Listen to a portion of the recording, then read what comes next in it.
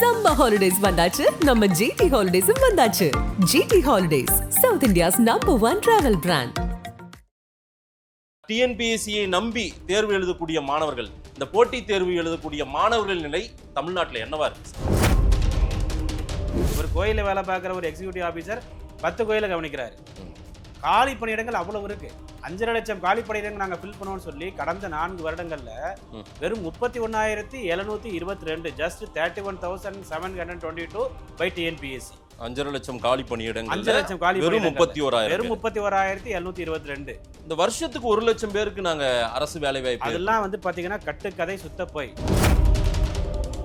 கடந்த 4 வருடங்கள்ல ஒரு ஆசிரியர், அவர் வந்து பிடி அசிஸ்டண்டா இருக்கட்டும், செகண்டரி கிரேடா இருக்கட்டும், லா காலேஜ் ப்ரொஃபஸரா இருக்கட்டும், ஆர்ட்ஸ் அண்ட் சயின்ஸ் காலேஜ் ப்ரொஃபஸரா இருக்கட்டும், இன்ஜினியரிங் காலேஜ் ப்ரொஃபஸரா இருக்கட்டும், எஸ்சிஆர்டில லெக்சரா இருக்கட்டும், ஒரு ஆசிரியர் பணியிடம் கூட இங்கு நிரப்பப்படவில்லை. 2016 குரூப் 1 மெயின்ஸ் எக்ஸாம் எழுதுறாரு, தமிழ்ல எழுதுறாரு, ஃபெயில் ஆயிடுறாரு. 2018 எழுதுறாரு, ஃபெயில் ஆயிடுறாரு. 19 எழுதுறாரு, ஃபெயில் ஆயிடுறாரு. சரிங்களா? அப்புறம் 21 அவருக்கு மேரேஜ் ஆகுது. அவர் ஒய்ஃப் சேர்ந்து எழுதுறாங்க. அவங்க சொல்றாங்க இங்கிலீஷ் எழுது அப்படிங்கிறாங்க. எவ்ரி இயர் படிக்க படிக்க அறிவு வளருமா வளராதா? நாலேஜ் இன்க்ரீஸ் ஆகும். இல்ல அதான் வேலையா உங்களுக்கு? ஆமா, அதான் வேலையே. ஆமா, 21 இங்கிலீஷ் எழுதுறாரு, பாஸ் ஆகுறாரு. தமிழ் கேள்விகளை வந்து 40 கேள்விக்கு மேல படிச்சு எழுத முடியல யாராலையும். ஒரு 10 வருஷம் ப்ரிப்பரேஷன்ல இருக்காங்க, 5 வருஷம் ப்ரிப்பரேஷன்ல இருக்காங்க. கடினமான கேள்வியா? கடினமான கேள்வியை செட் பண்றாங்க. Amazon is the longest. இல்ல செட் பண்றாங்கன்னா யாரு இது வந்து டிஎன்பிஎஸ்சி பர்பஸாக செய்கிறது. ஃபர்ஸ்ட் 9 ரேங்க் ஒரு இடத்துல இருந்து பாஸ் பண்றாங்க. எப்படி சார் பாஸ் பண்ண முடியும்? இந்த உலகத்துல நடக்காததெல்லாம் தமிழ்நாடு நடக்குது. உலக அளவில் தேர்வு, டிஆர்பி தேர்வா இருக்கட்டும், டிஎன்பிஎஸ்சி தேர்வா இருக்கட்டும், அது குரூப் 1 இருக்கட்டும், குரூப் 2 இருக்கட்டும், குரூப் 4 இருக்கட்டும், எந்த எக்ஸாமா இருந்தாலும் ஃபர்ஸ்ட் 10 பேர் ஒரே ஹால்ல உட்கார்ந்து எழுதுனாங்க. நீங்க 60 கேள்வி நான் கேட்கிறேனே, 60 கேள்வி தமிழ் கேள்வி இருக்கு, 60 கேள்வி இங்கிலீஷ் கேள்வி இருக்கு. பிப்ரவரி 8ஆம் தேதி நடந்த group A exam, main exam, அந்த கொஸ்டின் பேப்பர் ஓப்பனா எல்லாரும் எடுத்து பாருங்க. டிஎன்பிஎஸ்சி வெப்சைட்ல இருக்கு. அந்த தமிழ் கேள்விகள் நீங்க ஏன் கஷ்டமா கேட்டு இங்கிலீஷ் கேள்விகள் நீங்க ஈஸியா கேக்குறீங்க? அதன் தமிழர்களுக்கு வணக்கம். பல்வேறு துறைகளில் ஆக சிறந்த ஆளுமைகளை சந்தித்து நாம் நேர்காணல் எடுத்து வருகிறோம். டிஎன்பிஎஸ்சி தேர்வுகள் எழுதக்கூடிய மாணவர்களுக்கு இருக்கக்கூடிய சந்தேகங்கள், அதில் உள்ள பிரச்சனைகள், அதில் உள்ள அரசியல்கள் என பல்வேறு விஷயங்களை நம்முடைய அரசு போட்டி தேர்வு பயிற்றுனர், பயிற்சியாளர் திரு நடராஜ் சுப்பிரமணியம் அவர் நம்மிடையே இணைந்திருக்கிறார். அவரிடம் கேட்பதற்கு நிறைய இருக்குன்னு வாருங்கள் அவரிடமே கேட்போம். வணக்கம் திரு நடராஜ் சார். வணக்கம் சார். வணக்கம் சார். நிறைய விஷயங்கள் நானே சொல்லிட்டேன். இந்த டிஎன்பிஎஸ்சின்றது ஒரு பெரும் கனவு. கண்டிப்பா. அதுவும் பெரும்பாலும் கிராமப்புறங்கள்ல எங்க ஊர் பக்கம்லாம் சொல்லுவாங்க, கால் காசுனாலும் கவர்மெண்ட் காசு வேணும்னுவாங்க. அரசு வேலைக்கு எப்படியாவது படிச்சு பாஸ் பண்ணிடு அப்படின்னுவாங்க. இதையே தொடர்ச்சியா எழுதிட்டு இருக்கிற மாணவர்களையும் நான் பார்த்துட்டு தான் இருக்கேன். நான் கூட ஒரு 2 முறை அரசு தேர்வெல்லாம் எழுதினேன் சார். முதல்ல எழுதினேன் அதெல்லாம். அதுக்கு பிறகு இதெல்லாம் வேலைக்கு ஆகாது அப்படின்னு அதுல வரல நீங்க. இந்த டிஎன்பிஎஸ்சியில நடக்கக்கூடிய பல விஷயங்களை நீங்க புடம் போட்டு காட்டிக்கொண்டே இருக்கீங்க. பல விஷயங்களை பேசுங்க. நான் அடிப்படையான கேள்வி, இந்த 4 வருட திமுக ஆட்சியில் எப்படியெல்லாம் டிஎன்பிஎஸ்சின்ற ஒரு ஆணையம் செயல்பட்டு கொண்டு இருக்கிறது, இன்னைக்கு டிஎன்பிஎஸ்சியில் நடக்கக்கூடிய நிகழ்வுகள்லாம் என்னென்ன, குறிப்பா இன்றைக்கு டிஎன்பிஎஸ்சியை நம்பி தேர்வு எழுதக்கூடிய மாணவர்கள், இந்த போட்டி தேர்வு எழுதக்கூடிய மாணவர்கள் நிலை தமிழ்நாட்டில் என்னவா இருக்கு சார்? அதாவது சார் 2001 இருந்து 2006 வரைக்கும் ஜெயலலிதா அவர்கள் காலத்துல டிஎன்பிஎஸ்சி வந்து பாத்தீங்கன்னா அமைப்பு செயல்படாமல் இருந்தது. அவங்க வந்து அந்த ஆணையத்தை வந்து பாத்தீங்கன்னா கலைச்சர் அளவுக்கு போயிருந்தாங்க. அது வந்து நம்முடைய அரசு பயிற்சி எடுக்கக்கூடிய போட்டி எக்ஸாம் எழுதி வேலைக்கு போறவங்களுடைய ஒரு இருண்ட காலமா இருந்துச்சு. அதுக்கப்புறம் 2007 கலைஞர் வராரு, அவர் நிறைய எக்ஸாம்ஸ் வைக்க ஆரம்பிச்சிட்டாரு. பட் இன்றைக்கு டிஎன்பிஎஸ்சி ஆணையம் கலைக்கப்படவில்லை, அவ்வளவுதான். 5.5 லட்சம் 3 லட்சம் அரசு காலி பணியிடங்கள் நாங்கள் நிரப்புவோம், அதுபோக 2 லட்சம் எக்ஸா நிரப்புவோம், மொத்தமா 5.5 லட்சம் காலி பணியிடங்கள் நிரப்புவோம்னு சொல்லி எலெக்ஷன் மேனிஃபெஸ்டோல சொல்லும்போது அதை நம்பிதான் போட்டித் தேர்வுக்கு ப்ரிப்பேர் பண்ணக்கூடிய மாணவர்கள் வந்து வாக்களித்தார்கள். அரசு ஊழியர்கள் வாக்களித்தார்கள். எப்போதுமே அரசு ஊழியர்களுடைய வாக்கு யாருக்குன்னா டிஎம்கேவுக்குங்கிறது எழுதப்படாத விதி. பட் இன்று அரசு ஊழியர்களும் ஆசிரியர்களும் இன்னைக்கு வந்து சென்னையில போராட்டம் நடத்துறாங்க. இன்னைக்கு சென்னையில போராட்டம் நடத்துறவங்க மேல நாங்க நடவடிக்கை எடுப்போம் அப்படிங்கிற மாதிரி கவர்மெண்ட் சொல்றாங்க. ஸோ அந்த அளவுக்கு அவர்களுமே இவர்களுக்கு எதிராக இருக்கிறார்கள். இன்னைக்கு ஒரு விஏஓ வந்து பாத்தீங்கன்னா ஒரு 4 வில்லேஜை கவனிக்கிறாரு. ஒரு வில்லேஜ்ல சட்டம் ஒழுங்கு பிரச்சனை அவ்வளவு இருக்கும், நில பிரச்சனை அவ்வளவு இருக்கும். 4 வில்லேஜை கவனிக்கிறாரு. ஒரு கோயில வேலை பார்க்குற ஒரு எக்ஸிக்யூட்டிவ் ஆஃபீஸர் 10 கோயிலை கவனிக்கிறாரு.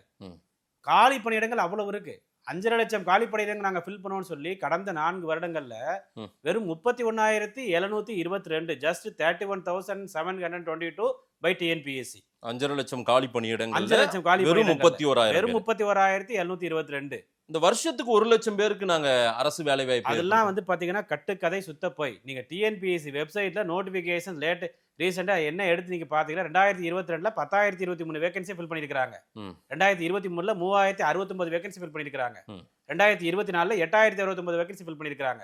2025ல இப்ப எக்ஸாம் நடத்துறாங்க. அவ்வளவுதான். சரி. நீங்க வந்து அந்த ஃபேமஸா நடக்கக்கூடிய குரூப் 2, குரூப் 1, குரூப் 4 2020ல நடந்துச்சு. 23ல கிடையாது. இப்ப 24ல அகைன் கால்ஃபர் பண்ணி அதுக்கு ரிசல்ட் பப்ளிஷ் பண்றாங்க. வர ஏப்ரல்ல நமக்கு அந்த அகைன் வந்து அனௌன்ஸ்மென்ட் சேர்மன் இல்ல. உங்களுக்கு வந்து சேர்மன் போடக்கூடிய ஒரு மனப்பான்மை கவர்மெண்ட்டுக்கு இல்லாம இருந்துச்சு. அது இப்ப சேர்மன் அப்பாயின்ட் பண்ணிருக்காங்க. ஓகே.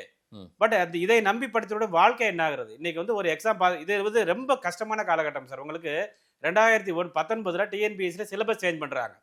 ஒரு சிலபஸ் சேஞ்ச் பண்றது 3 இயர்ஸ்க்கு முன்னாடி அனௌன்ஸ் பண்ணிடணும். நாங்க 3 இயர்ஸ் கழிச்சு சிலபஸ் சேஞ்ச் பண்ணுவோம். அதுக்கு அடாப்ட் ஆகி இங்க இருக்கிறதா இருந்தா இருங்க, இல்லைன்னா இங்க வேற வேலையை பார்த்துட்டு போயிருங்க. இதுதான் யூபிஎஸ்சி செய்வாங்க. 2010-9 காலகட்டத்துல சிசேட் அப்படிங்கிற ஒரு பேப்பரை நாங்க இன்ட்ரோடியூஸ் பண்றோம். 2 இயர்ஸ் கழிச்சு பண்றோம். அது வந்து civil service aptitude test. So அதில் வந்து உங்களுக்கு அடாப்ட் ஆக முடிஞ்சா நீங்கள் இருங்க, அது முடியாதவங்க வேற வேலையை பார்த்துட்டு போயிருங்கன்னு சொல்லி முன்னாடியே ஒரு அனௌன்ஸ்மெண்ட். பசங்களாம் என்ன பண்ணாங்க, ஓகே இது நமக்கு செட் ஆகாது, நம்ம வேற வேலையை பார்த்துட்டு போயிருன்னு சொல்லி வேற வேலைக்கு செட்டில் ஆயாச்சு. இங்கே என்னன்னா 2019ல சிலபஸ் சேஞ்ச் பண்றாங்க. உண்மையிலே நல்ல சிலபஸ். 20ல கொரோனா வந்துருச்சு. 21ல ஆட்சி மாற்றம் வந்து முதல் 6 மாசத்துல இவங்க எதுவுமே பண்ணல. 22ல எக்ஸாம் கால்ஃபார் பண்ணும் பொழுது மீண்டும் சிலபஸ் சேஞ்ச். 23ல மீண்டும் சிலபஸ் சேஞ்ச். 24 அக்டோபர்ல சேர்மன் வராரு, மீண்டும் சிலபஸ் சேஞ்ச். வருஷத்துக்கு ஒரு முறையா சிலபஸ் சேஞ்ச் பண்ணுவாங்க. அந்த ஏன்னா ஒரு சிலர் இப்போ இந்த சென்டர் எல்லாம் நடத்துறாங்கல்ல, மாணவர்கள் தேர்வுக்கு தயாராகக்கூடிய சென்டர்ஸ், அவங்களாம் எந்த சிலபஸ் வச்சு நடத்திருக்காங்க? பழைய பேப்பர்ஸ், பழைய கொஸ்டின் பேப்பர்ஸோ அதையெல்லாம் ரீகால் எல்லாம் பண்றது இல்ல. ஆக்சுவலா ஓல்டு சிலபஸ்ல இருந்து ஒரு 70% இருக்கும், புதுசா 30% சேர்ப்பாங்க. இல்ல சிலபஸ் மாறும்போது அதுல இருந்து புதுசு வந்து 30%. 30%. ஓல்டு சிலபஸ் 70% இருக்கும். பட் இந்த சிலபஸ் சேஞ்ச் அப்படிங்கிறது உங்களுக்கு ப்ரீவியஸா 3 இயர்ஸ்க்கு முன்னாடி நீங்க அனௌன்ஸ் பண்ணிரணும். இதுதான் ரூல்ஸ். இன்னொன்று யூபிஎஸ்சிங்கிற ஆர்கனைசேஷன்ல வந்து பாத்தீங்க அப்படின்னா ஒரு 3 இயர்ஸ் ஒருத்தர் ஒர்க் பண்றாரா, அப்புறம் அவரை வந்து சென்ட்ரல் செக்ரட்டரியேட்ல மாத்தி விட்டுருவாங்க. அங்க இருக்கக்கூடிய ஸ்டாஃபே வந்து பாத்தீங்கன்னா டிரான்ஸ்ஃபரபிள். இங்க அப்படி கிடையாது. நீங்க வந்து 20 வருஷம் 30 வருஷம் டிஎன்பிஎஸ்சி ஆபீஸ்க்குள்ளேயே ஒரு அசிஸ்டண்டா இருந்து டெப்டி செக்ரட்டரியா இங்கேயே உட்காந்துருப்பாங்க. அப்படி இருக்கும்போது ஊழல் செய்வதற்கான வழி இங்கு பிறக்கிறது. அதான் நம்ம ரொம்ப முக்கியமா சொல்றோம். இல்ல நான் இன்னும் கொஞ்சம் தெளிவா கேட்கணும்னு நினைக்கிறேன். கடந்த அதிமுக நீங்க ஒரு 15 வருஷம் டேட்டா இருக்குன்றீங்க, முழுமையா அதை ஃபாலோ பண்ணிட்டு இருக்கீங்க. இந்த போட்டி பயிற்சி தேர்வு குறித்து உங்களுக்கு அப்டேட்ஸ் விரல் நுனியில வச்சிருக்கீங்க, பல தகவல்களை எனக்கு தெரியும். கடந்த 10 வருட அதிமுக ஆட்சியா இருக்கட்டும், இந்த 4 வருட திமுக ஆட்சியா இருக்கட்டும், அவங்க எத்தனை போட்டி தேர்வுகள் நடத்தி இருக்காங்க அவங்களுடைய ஆட்சி காலங்கள்ல? கடைசி நம்ம எடப்பாடி அந்த 4.5 வருஷமே கூட அப்படி வச்சு கூட சொல்லலாம். இன்னைக்கு ஐயா ஸ்டாலின் அவர்களுடைய 4 வருட ஆட்சியில அவங்க எவ்வளவு தேர்வு நடத்திருக்காங்க, எவ்வளவு தேர்வு நடத்திருக்காங்க சார்? ஒரு வருடத்திற்கு அதிமுக ஆட்சியை பொறுத்தளவு ஒரு வருடத்திற்கு குறைந்தது 40 எக்ஸாம் நடத்தினாங்க 2011 to 16 காலகட்டத்தில். ஓகே. அப்புறம் அம்மையார் ஜெயலலிதா அவர்கள் இருக்கும்போது டிஆர்பி டெட்ல வந்து பாத்தீங்கன்னா டீச்சர்ஸ் அப்பாயின்மெண்ட் வந்து ஒரு 40,000க்கும் மேற்பட்ட டீச்சர்ஸ் அப்பாயின்ட் பண்ணாங்க. டீச்சிங், நான் டீச்சிங், லேப் அசிஸ்டன்ட் சொல்லிட்டு ஒரு 40,000க்கும் மேற்பட்ட பணியிடங்களை வந்து அவங்க ஃபில் பண்ணாங்க. ஓகே. 2016-21 எடப்பாடி அவர்கள் ஆட்சியில் இருக்கும்போது கூட வந்து பாத்தீங்கன்னா அந்த லாஸ்ட் இயர், அந்த கொரோனாவுக்கு முந்தைய வருஷம் லாஸ்ட் இயர்ல கூட 35,000 வேகன்சி ஒரு வருஷத்துல ஃபில் பண்ணாங்க. எவ்வளவு தேர்வு நடத்தினாங்க? நீங்க வருஷத்துக்கு 40 தேர்வு எல்லாம் சொல்றீங்க. 40 தேர்வு. உங்களுக்கு 10 வருஷத்துல 400 இல்லைன்னா கூட ஒரு 300 தேர்வு நடத்திருப்பாங்க. கண்டிப்பாக எடப்பாடி அண்ட் அம்மையார் ஜெயலலிதா அவர்கள், எடப்பாடி 2 சேர்த்து 300 தேர்வுகள் கண்டிப்பாக நடந்திருக்கிறது. இங்க வந்து பாத்தீங்க அப்படின்னா ஒரு வருஷத்துல 2022ல வந்து ஒரு 21, அப்புறம் 2023ல ஒரு 9, 2024ல வெறும் 19. பிறகு இவங்க எந்த பேசிஸ்ல வந்து நாங்க வந்து 1.5 லட்சம் வேகன்சி ஃபில் பண்ணோம், 2 லட்சம் வேகன்சி எங்க போய் ஃபில் பண்ணாங்கன்னு சொல்லி தெரியல. இது சுத்த போய், வடிகட்டின போய். இதை நம்பி இருந்தவர்களுடைய வாழ்க்கை வந்து பாத்தீங்கன்னா வேஸ்டா போனதான் மிச்சம். இல்ல ஃபில் பண்ணதா சொல்றாங்க, ஆனா கிடையாது. இல்ல சார், தேர்வே இல்லாம எப்படி ஃபில் பண்ண முடியும்? ஃபில் பண்ணல. இவங்க வந்து போய் சொல்றாங்க. 31,722 ஆஸ் பர் தேர் டேட்டா டிஎன்பிஎஸ்சி அவங்க ரிலீஸ் பண்ணிருக்கிறது. சரி, அதை விடுங்க. அப்ப டிஆர்பின்னு ஒண்ணு இருக்கு. அதுல பார்த்தோம்னா கடந்த 4 வருடங்கள்ல ஒரு ஆசிரியர், அவர் வந்து பிடி அசிஸ்டண்டா இருக்கட்டும், செகண்டரி கிரேடா இருக்கட்டும், லா காலேஜ் ப்ரொஃபஸரா இருக்கட்டும், ஆர்ட்ஸ் அண்ட் சயின்ஸ் காலேஜ் ப்ரொஃபஸரா இருக்கட்டும், இன்ஜினியரிங் காலேஜ் ப்ரொஃபஸரா இருக்கட்டும், அண்ட் வந்து எஸ்சிஆர்டில லெக்சரா இருக்கட்டும், ஒரு ஆசிரியர் பணியிடம் கூட இங்கு நிரப்பப்படவில்லை. இந்த 4 வருஷத்துல அரசு பள்ளி ஆசிரியர்கள் நியமனமே இல்ல. ஒரு ஆசிரியர் கூட இல்ல. அரசு பள்ளியோ கல்லூரியோ அரசு நிர்வாகம் சார்ந்த எந்த கல்வி நிறுவனங்களுக்கும் யாரையுமே பணி நியமனம் செய்யவே இல்ல. ஒரு எக்ஸாம் வச்சு ஒரு பெர்மனன்ட் போஸ்ட்ங்கிறது இவங்க ஃபில் பண்ணவே இல்ல. லாஸ்ட் பிப்ரவரி மாசம் இவங்க எக்ஸாம் நடத்தினாங்க, ரிசல்ட் பப்ளிஷ் பண்ணாங்க, கவுன்சிலிங் நடத்தல. கேட்டா வந்து அந்த டிஆர்பில இருக்கக்கூடிய அந்த நான் டீச்சிங் ஸ்டாஃப் வந்து பிஎட் படிச்சிருக்காங்க, அவங்க கேஸ் போட்டிருக்காங்க. கேஸ் போட்டா என்ன? இந்த கேஸ் சீக்கிரம் வந்து முடிக்கிறதுக்கு என்ன அதை பார்க்கலாம்ல. டிஆர்பியை பொறுத்தளவு 2022 வந்து 10,723 வேகன்சி ஃபில் பண்றதா சொன்னாங்க. 23ல 15,149 வேகன்சி ஃபில் பண்றதா சொன்னாங்க. இப்போ ரீசெண்டா 6,161 மொத்தமா அவங்க கணக்கு 31,681 போஸ்ட் ஃபில் பண்ணிருக்கணும். இதுவரைக்கும் ஒரு ஆசிரியர் கூட இவர்களால் நியமனம் செய்யப்படவில்லை. ஒவ்வொரு வருஷமும் ஜூன் மாசம் ஸ்கூல் ஓபன் ஆகும் பொழுது 5,000 பள்ளிகளில் தலைமை ஆசிரியர்கள் இல்லை. அதாவது தயாநிதி மாறன் அவர்கள் சொல்றாரு, பார்லிமெண்ட்ல சொல்றாரு, கேந்திர வித்யாலயில வந்து ஹிந்திக்கு ஈக்குவலா சமமான ஆசிரியர்கள் தமிழ்ல இல்லங்கிறாங்க. இங்க நம்ம ஆசிரியரை நீங்க நியமனம் செய்யலங்கிறோம். ஒரு அரசு பள்ளிகளுக்கு அரசு பள்ளிகள ஆசிரியர் நியமனம் சுத்தமா கிடையாது. அப்படி நீங்க எப்படி மாணவர்களை நீங்க ஒழுக்கத்தை நீங்க எதிர்பார்க்க முடியும்? மாணவர்களை நீங்க கல்வியை எப்படி எதிர்பார்க்க முடியும்? நீங்க அவங்க எங்களுக்கு ஃபண்ட் கொடுக்கல அப்படின்னா ஐசிடிங்கிற ஒரு சப்ஜெக்ட் எல்லா மாநிலங்களும் இருக்குது. எப்படி மேக்ஸ், சயின்ஸ், சோசியல் சயின்ஸோ அந்த மாதிரி ஐசிடின்னு ஒரு சப்ஜெக்ட், ஒரு புக் இருக்கணும், அதுக்கு ஒரு டீச்சர் இருக்கணும், அதுக்கு ஒவ்வொரு வாரமும் ஐசிடி அப்படின்னா என்ன அது ஃபுல் ஃபார்ம்? அது அதாவது வந்து பாத்தீங்க அப்படின்னா நம்ம அந்த கம்யூனிகேஷன் டெக்னாலஜி சொல்லிட்டு அதுக்குன்னே தனியா ஒண்ணு இருக்குது. எல்லா ஸ்டேட்லயும் அதை இம்ப்ளிமெண்ட் பண்றாங்க. அதாவது சமக்கிர திட்டத்தின் கீழ வந்து பண்றாங்க. நம்ம தமிழ்நாட்டுல கடந்த 4 வருஷமா செய்யல. சோ அப்படி இருக்கும்போது அவங்க நம்ம நியூ எஜுகேஷன் பாலிசியே இங்க வேண்டாம்னு சொல்லிட்டு எஜுகேஷன் பாலிசி வேண்டாம். அதுக்கு ஈக்குவலா நீங்க என்ன எஜுகேஷன் இங்க கொடுத்திருக்கீங்க? நீங்க புது எஜுகேஷன் இங்க கொடுக்க வேண்டாம். இன்னைக்கு ஸ்கூல்ல வந்து பசங்களுக்கு தமிழும் தெரிய மாட்டேங்குது, இங்கிலீஷும் தெரிய மாட்டேங்குது. இதுக்கு ரீசன் யாரு? நீங்க வந்து 8ஆம் கிளாஸ் வரைக்கும் பாஸ்ன்ட்டீங்க. அதுவே தப்பு சார். ஒருத்தன் 1ஆம் கிளாஸ்ல ஃபெயில் ஆனா ஃபெயில், அதுக்கப்புறம் ஒரு வருஷம் உட்காந்து படிக்கணும். நம்மளாம் படிக்கும்போது அப்படிதானே? 7ஆம் கிளாஸ் படிக்கும் பொழுது ஃபெயில் ஆன ஸ்டூடெண்ட்ஸ் நம்ம கூட உட்காந்து படிப்பாங்க. அவங்களுக்கு ரொம்ப அவமானமா இருக்கும். அடுத்து மறுபடியும் படிச்சு எழுதுவோம். 8ஆம் கிளாஸ் வரைக்கும் எல்லாரும் ஆல் பாஸ் அப்படின்னா அந்த படிக்கக்கூடிய காலகட்டமே வந்து பாத்தீங்கன்னா அவங்களுக்கு வந்து தெளிவில்லாம போயிடும். இல்ல சார், அது காரணமும் இருக்கு சார். இந்த இடைநிற்றல் விகிதம் வந்து அதிகமாகி போச்சு. எக்கச்சக்க பேரு இன்னைக்கு நின்னு போய் இன்னைக்கு வந்து சத்துணவு சாப்பிடுறதானே சார் பசங்க ஸ்கூலுக்கே வராங்க.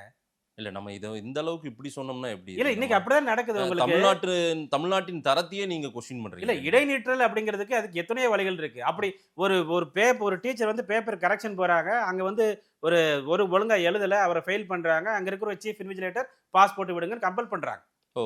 இது எல்லாமே நடக்குது. சோ அப்படி இருக்கும் பொழுது நீங்க இப்படி ஒரு சந்ததியை நீங்க கல்லூரிகளை கொண்டு வரும்போது கல்லூரிகளையும் பேராசிரியர் இல்ல. இந்த சந்ததி வந்து கல்லூரியிலும் ஒழுங்கா படிக்காம வெளில வரும்போது உங்களுக்கு வேலை வாய்ப்பு இல்லைங்கிற காரணத்தினாலதான் குற்ற சம்பவங்கள் நடக்குது.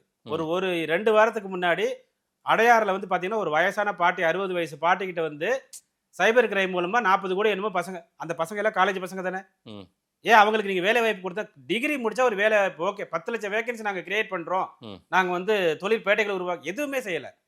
எந்த வேலை வாய்ப்பு கொடுக்கல அப்படின்னா சைபர் கிரைம் குற்றங்கள் அதிகமாக தான் செய்யும். இதை நம்ம தடுக்கவே முடியாது. இல்ல நீங்க பாடத்திட்டத்தின் வாயிலாக சொல்றீங்க, நம்ம டிஎன்பிஎஸ்சி தேர்வு வாயிலா சில விஷயங்களை தெளிவுபடுத்திக்கணும்னு நினைக்கிறேன். கண்டிப்பா. ஆக்சுவலா இந்த தேர்வுகள்ன்றது வந்து இன்றைக்கு வந்து தயார்படுத்தக்கூடிய ஆர்வம்ன்றது நமக்கு மிகுதியா தான் இருக்கா தமிழ்நாட்டுல? கண்டிப்பா. ஏன்னா நார்த்ல அக்னி பாத்துக்கெல்லாம் வந்து அங்க பெரிய கொந்தளிப்பு, போராட்டங்கள், பெரிய கலவரமாவே மூண்டது.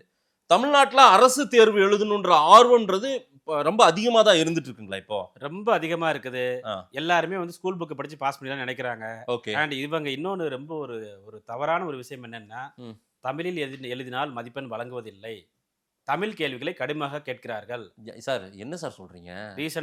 தமிழ்நாடு அரசு தேர்வாணையம் சார், டிஎன்பிஎஸ்சி தான் சார்.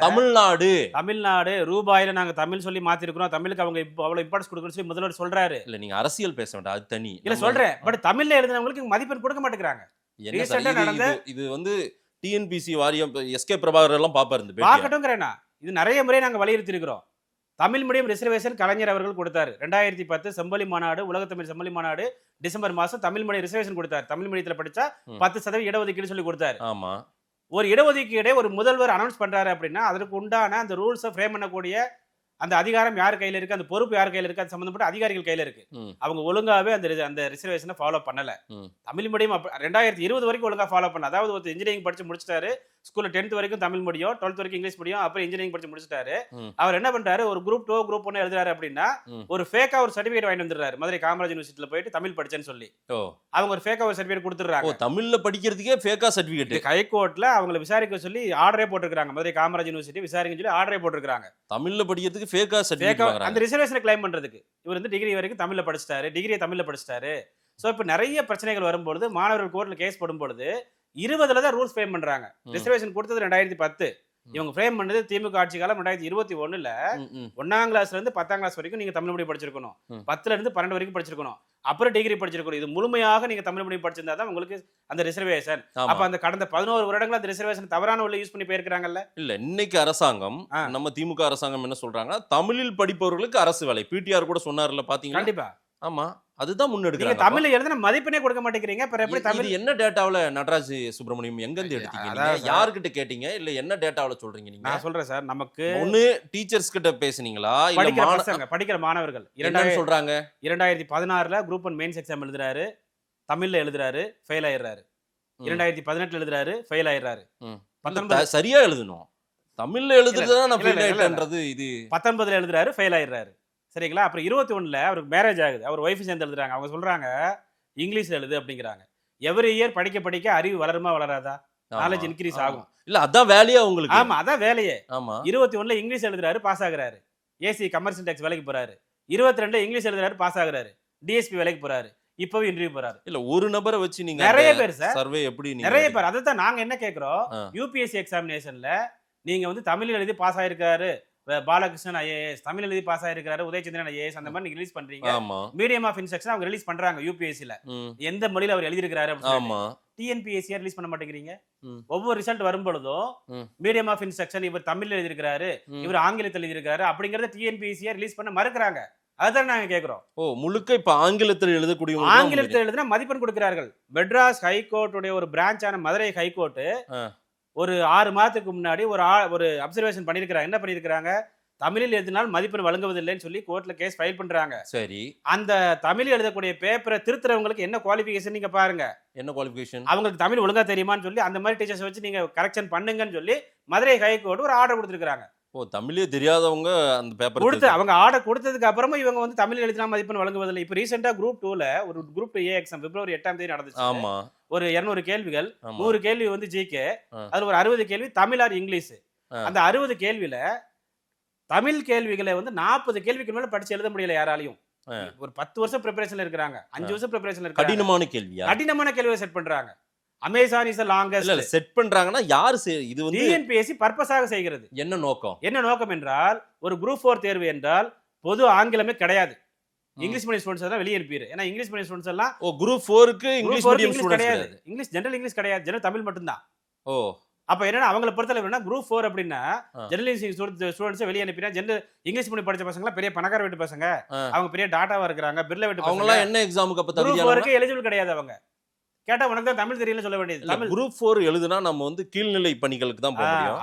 அப்ப நம்ம அரசு பள்ளியில படிக்கிறவங்க எல்லாம் கீழ்நிலைக்கு தான் தகுதியானவங்க. கிராமங்களில் இருக்கக்கூடிய தமிழ் மொழி படிச்ச மாணவங்க குரூப் 4க்கு மட்டும் தான் தகுதி. அது என்ன முறை இது? இதுதான் இப்ப குரூப் 2லயும் குரூப் 1லயும் தமிழ் இருக்கு, பட் क्वेश्चन டஃபர்ட் செட் பண்ணிர எப்படி உள்ள வருவா? நான் என்ன கேக்குறேன், திரு உதயச்சந்திரன் அவர்களோ திரு பாலகிருஷ்ணன் அவர்களோ என்ன எழுதி பாஸ் பண்ணிருக்காங்க? தமிழ்ல தான் ஐஏஎஸ் எழுதி பாஸ் பண்ணாங்க. என்ன குரூப் 1 குரூப் 2 ஐஏஎஸ் எழுதி பாஸ் பண்ணாங்க. ஐஏஎஸ் எழுதி பாஸ் பண்ணிருக்காங்க. தமிழ்ல எழுதி தான் பாஸ் பண்ணாங்க. ஆனா நம்ம மாணவர்கள் இன்னைக்கு இருக்கிற அரசு பள்ளி மாணவன குரூப் 4க்கு தான் நீ தகுதியானவன். குரூப் 4 தான் நீ தகுதியானவன். கீழ்நிலை பணியாளர் தான் நீ. குரூப் 2ல தமிழ் இருக்குது, குரூப் 2 தமிழுக்கு சொல்ல வேண்டியது, பட் क्वेश्चन டஃபா செட் பண்ணிர வேண்டியது. தமிழை பொறுத்தளவு இன்னைக்குள்ள பாடப்புத்தகம் 2017 உள்ளது, 2010 உள்ளது, 2007 உள்ளது. எல்லா பாடப்புத்தகத்துல இருந்து 11th 12th சிறப்பு தமிழ் வரைக்கும் கேக்குறாங்க. சரி, இங்கிலீஷை பொறுத்தளவு அதாவது பிரசன்ட் டென்ஸ், பாஸ்ட் டென்ஸ் இதுதான் கேக்குறாங்க. அதுக்கு மேல கேட்கல. கொஸ்டினை பார்த்தா நீங்க ஸ்கூல்ல தமிழ் மீடியமா இங்கிலீஷ் மீடியமா? நான் தமிழ் மீடியம். நீங்களே 60க்கு 60 क्वेश्चन ஆன்சர் பண்ணுவீங்க இங்கிலீஷ்ல.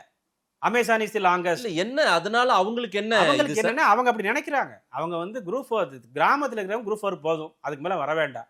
குரூப் 2 குரூப் 1 மெயின் கீழ்நிலையில தான் வேலை செய்யணும். ஆமா சார், இதுவே ஒரு ஆதிக்க போக்கு தானே சார்? இது ஆதிக்க போக்கு. இதை பல முறை நாங்க வெளியில கொண்டு வந்திருக்கிறோம். ஒரு ஆக்ஷன், அதாவது செவத்துல போட்ட கல்லு மாதிரி உட்கார்ந்திருக்காங்க.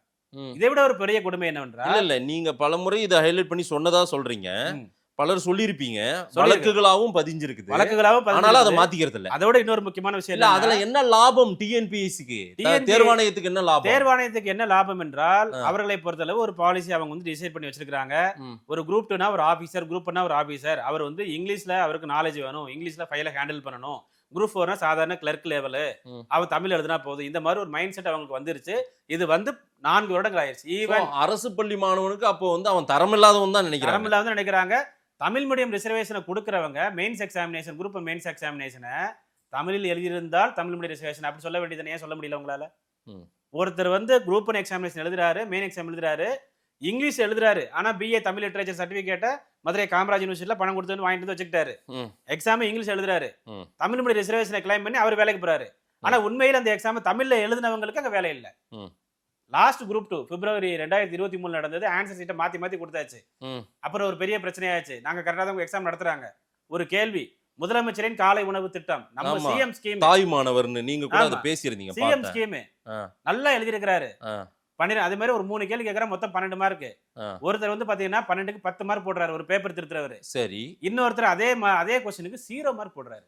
0 மதிப்பு கரெக்டா எழுதியும். இல்ல நீங்க இது எந்த டேட்டா எங்க பாத்தீங்க? ஸ்டூடண்ட்ஸ் உடைய ஆன்சர் ஷீட்ஸ் டவுன்லோட் பண்ணிக்கோங்கன்னு சொல்லி டிஎன்பிஎஸ்சி 500 ரூபாய் கொடுத்து டவுன்லோட் பண்ணிக்கோன்னு சொல்லிட்டாங்க. சரி, எல்லா ஸ்டூடண்ட்ஸும் டவுன்லோட் பண்ணி பார்த்தாச்சு. அப்ப வந்து பாத்தீங்கன்னா ஒருத்தர் கரெக்டா எழுதுறதுக்கு மார்க்ல 0. அது என்ன மறுபடியும் ரிட்டர்ன் கொண்டு போனாங்களா, ஹைலைட் பண்ணாங்களா? அதுதான் நாங்க எடுத்து முன்னெடுத்தோம். அப்ப இவர் அவதூறு பரப்புறான்னு சொன்னாங்க. நம்மள சொல்லிட்டு போங்க.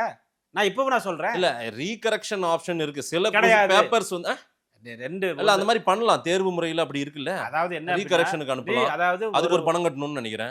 இங்க கிடையாது. நோட்டிபிகேஷன் தெளிவா கொடுத்துட்டாங்க. நாங்க வைக்கிறதா எக்ஸாம், நாங்க போடுறதா மார்க், நாங்க போடுறதா ரிசல்ட். நம்பர் இருந்துச்சுன்னா வேலைக்கு வாயில கிடையாது. இதுதான் இவங்க ஆதிக்க போக்கு. சரி சார், தப்பா எழுதிருக்காங்க. அப்புறம் எதுக்கு சார் ஒரு ஆணையம்? அதான் கேக்குறேன். ஆணையம் அவ்வளவு பெரிய பில்டிங், ஆணையத்தை கலைத்து விடலாம்ங்கறேனா. ஒருத்தர் தப்பா எழுதி இருக்காரு. கிருஷினா அக்ரிகல்ச்சர் சம்பந்தமா எழுதணும். அவர் வந்து ஆர்கன் டிரான்ஸ்பிளான்டேஷன் பத்தி, உறுப்பு மாற்று சம்பந்தமா எழுதி இருக்காரு. அவருக்கு வந்து 8 மார்க் போட்டுருக்காங்க. 12 மார்க், அதாவது சம்பந்தமே இல்லாம 8 மார்க் போட்டுருக்காங்க. ஆவரேஜா 4 மார்க்ல அவருக்கு வேலைக்கு போயிட்டாரு. அப்போ இதுல இருந்து என்ன தெரிகிறது, இவருக்கு நமக்கு அதெல்லாம் ஒன் வேர்ட் தானே, one word answer, descriptive paper, விரிவான விடையில. ஓகே விரிவான. இந்த ஆன்சர் ஷீட்ஸ் ஒரு 1.25 வருஷம் ஆச்சு இவங்க ரிசல்ட் பப்ளிஷ் பண்றதுக்கு. 1.25 வருஷம் உட்கார்ந்து இவனுக்கு மதிப்பெண்ண கொடு, இவன் தப்பா எழுதினாலும் 8 மார்க் போடு, இவன் கரெக்டா எழுதினா 0 மார்க் போடு. இந்த மாதிரி 1-2 பேப்பர் கிடையாது சார். என்கிட்ட மட்டுமே 100 பேப்பர் இருக்கு. என்கிட்ட மட்டுமே 100 மாணவர்கள் பேப்பர் அனுப்பியிருக்காங்க. அப்போ நான் என்ன கேட்கிறேன், எந்த பேசிஸ்ல நீங்க வந்து ஆன்சர் ஷீட்டை திருத்துறீங்க? அதுவும் கம்ப்யூட்டர் பேஸ்ட் எவாலுவேஷன் சொல்லி சொல்றீங்க. ஒருத்தர் ஆன்சர் ஷீட்டை நீங்க டவுன்லோட் பண்ணி உங்களுக்கு நான் கொடுத்துறேன் அப்படின்னா, அந்த ஆன்சர் ஷீட் அவ்வளவு தெளிவா இருக்கும். நம்ம ரெட்டிங்க வச்சு ரைட்டு அந்த மாதிரி போடுறதே கிடையாது.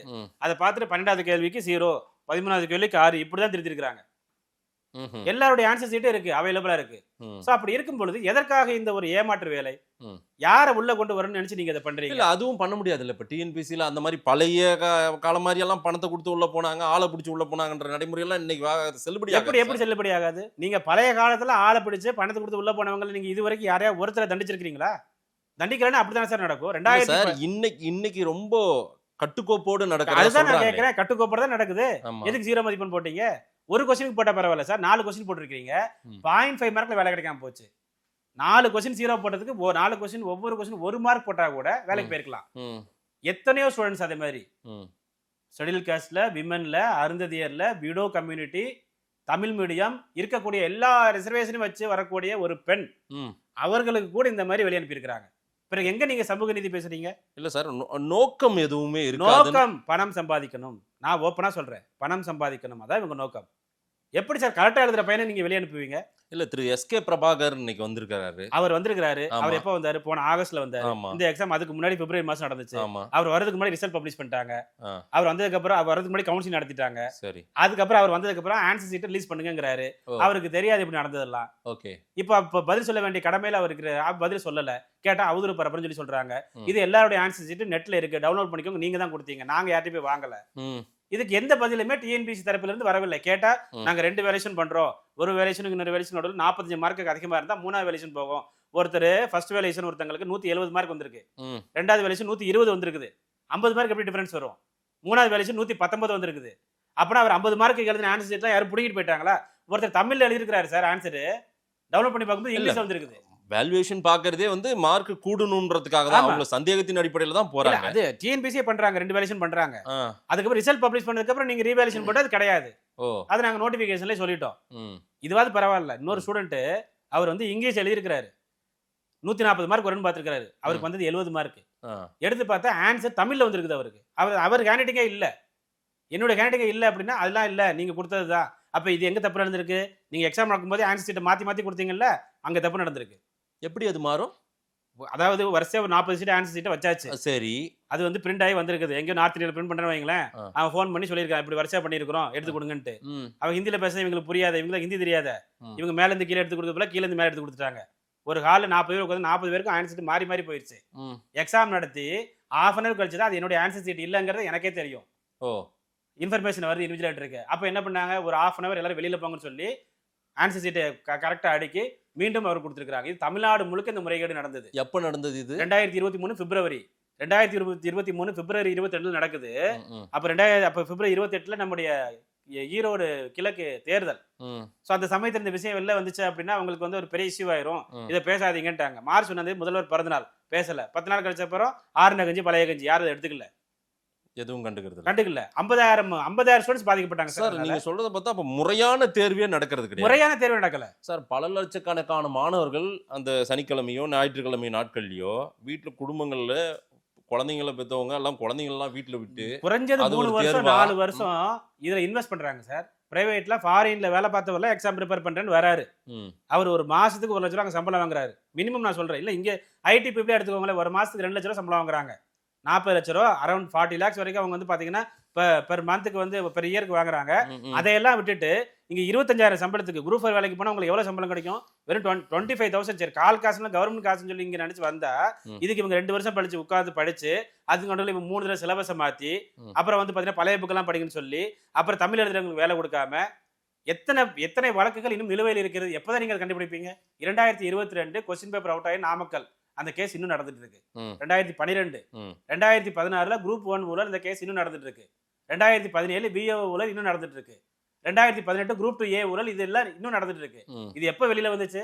2019 ராமேஸ்வரத்துல அங்க இருந்து இங்க வரும்போது ஆன்சர் சீட்டை மாத்தி ஒரு பிரச்சனை வந்துச்சு. அப்ப அதை விசாரிக்கும் பொழுது அதுல ஒருத்தர் வந்து சேப்பாக்கல ரெவன்யூ அட்மினிஸ்ட்ரேஷன் ஆபீஸ்ல அரெஸ்ட் பண்றாங்க. சித்தானி ஒரு போலீஸ்கார அரெஸ்ட் பண்றாங்க. அவர் அண்ணன் பொண்ணு அங்க வேலை பாக்குது. நீ எப்படிமா வந்த? எனக்கு 2018 ஒருத்தர் சொன்னாரு, அவர் மூலமா வந்தேன். நீ எப்படி வந்த? எனக்கு 2017 விஓ வேலைக்கு போனார், அவர் மூலமா வந்தேன். நீ எப்படி வந்த? நான் 2016 குரூப் நாங்க அவர் மூலம். 10 வருட ஊழல் எங்க விசாரிச்சீங்க? இதை நம்முடைய முதல்வர் எதிர்கட்சி தலைவராக இருக்கும் பொழுது 2020 பிப்ரவரி மாதம் அவர் வாய்ப்பட அவர் சொல்றாரு, இதை நாங்க வந்தோம்னா ஒரு நபர் கமிட்டி வச்சு விசாரிப்போம், இது சிபிஐ விசாரணை நடத்தும் சொல்லி நம்ம முதல்வர் சொன்னது. அப்படி ஒரு கமிட்டியா ஆரம்பிக்கும். இது வரைக்கும் அந்த கமிட்டி ஒன்றும் அமையல. சரி, இங்கதான் இப்ப நடக்குதப்பா, நான் கொஞ்சம் பிசிக்கலி ஃபிட்டா இருக்கேன், நான் எஸ்ஐ எக்ஸாம் எழுதுறேன், அங்க போனா 144 பேர் வரிசையா பாஸ் பண்ணிருக்கான். எந்த ஊர்ல சார் நடக்கும்? ரிஜிஸ்ட்ரேஷன் நம்பர் 144 பேர் வேலூர்ல ஒரு இடத்துல வரிசையா பாஸ் பண்ணிருக்காங்க. நல்ல விஷயம் தானே. அது காப்பி தானே பாஸ் பண்ண முடியும். கமர்ஷியல் டாக்ஸ் டிபார்ட்மெண்ட் வேலை பார்க்கிறவரு, விஓ வேலை பார்க்கிறவரு, ரெஜிஸ்ட்ரேஷன் டிபார்ட்மெண்ட் வேலை பார்க்கிறவரு, அவங்க எல்லாம் இந்த பசங்களுக்கு நடுவில் வந்து உட்காந்துக்கிறாங்க. உட்காந்து மாஸ் காப்பி இதை எப்படி எக்ஸிக்யூட் பண்றாங்க அப்படின்னா, யார் அது இன்விஜிலேஷனுக்கு வருவாங்க அப்படிங்கிறது முந்தின நாளே உங்களுக்கு தெரிஞ்சிருச்சு, அன்னைக்கு காலையிலே தெரிஞ்சிருச்சு. பொதுவாக வந்து மற்ற எக்ஸாம்லாம் ஒரு ஸ்கூல் டீச்சர் இன்விஜிலேஷன் போவாங்க, இங்க அப்படி கிடையாது. போலீஸ் இன்ஸ்பெக்டர் எஸ்ஐ தான் இன்விஜிலேஷன் வருவாங்க. அந்த இன்ஸ்பெக்டர் எஸ்ஐ இந்த பயிற்சி மையத்தில் முன்னாடி படிச்சிருப்பா, இல்லை உங்களுக்கு ஃப்ரெண்ட்ஸா இருப்பா, தகவல் சொல்றாரு, ஓகே மதுரவாயில் நான் தான் வரேன். இந்த பசங்களை வந்து எக்ஸாமினேஷன் அப்ளை பண்ணும் பொழுது நைட்டு 12 மணிக்கு ஓப்பன் பண்ணி உட்காந்துக்கோ, டேப் 4 டேப் ஓப்பன் பண்ணி உட்காந்துக்கோ. வரிசையா அப்ளை பண்ணா ஒரே சென்டர் தான் கிடைக்கும், ஒரே ஹால் தான் கிடைக்கும். அந்த காலுக்கு நம்மால் வராரு. நீ வந்து நீ ஜிகே நல்லா படிச்சுக்கோ, நீ சைக்காலஜி நல்லா படிச்சுக்கோ, நீ சயின்ஸ் நல்லா படிச்சுக்கோ. இதே மீறி உனக்கு தெரியலையா, ஏற்கனவே வேலைக்கு போனா கவர்மெண்ட்ல வேலைக்கு போனா ஒரு விஏ வந்து நான் உட்கார சொல்றேன், அவங்க எல்லாருக்கும் சொல்லி கொடுப்பான், இன்விஜிலேட்டர் எடுத்து கண்டுக்க மாட்டாரு. மதுரவாயில் நடந்துச்சு போலீஸ் எக்ஸாம் கோர்ட் கேஸ். யார் அந்த வழக்கு போட்டாங்க? டிராபிக் ராமசாமி. பட் முடிவு எதுவும் கிடையாது. ஃபர்ஸ்ட் 9 ரேங்க் ஒரு இடத்துல இருந்து பாஸ் பண்றாங்க. எப்படி சார் பாஸ் பண்ண முடியும்? இந்த உலகத்துல நடக்காததெல்லாம் தமிழ்நாடு நடக்குது. உலக அளவில் தேர்வு, டிஆர்பி தேர்வா இருக்கட்டும், டிஎன்பிஎஸ்சி தேர்வா இருக்கட்டும், அது குரூப் 1 இருக்கட்டும், குரூப் 2 இருக்கட்டும், குரூப் 4 இருக்கட்டும், எந்த எக்ஸாமா இருந்தாலும் ஃபர்ஸ்ட் 10 பேர் ஒரே ஹாலில் உட்காந்து எழுதுனாங்க. ஃபர்ஸ்ட் 1000 ரேங்க் இங்க, ஃபர்ஸ்ட் 500 ரேங்க் அங்க. அப்போ நீங்க நான் ஒண்ணு கேட்கிறேன், யூபிஎஸ்சி எக்ஸாம் நடத்துறாங்க, டெல்லியில நடத்துறாங்க, யூபிஎஸ்சி நடத்துறாங்க. தமிழ்நாட்டில் 2-3 பெரிய சென்டர்ஸ் இருக்குது.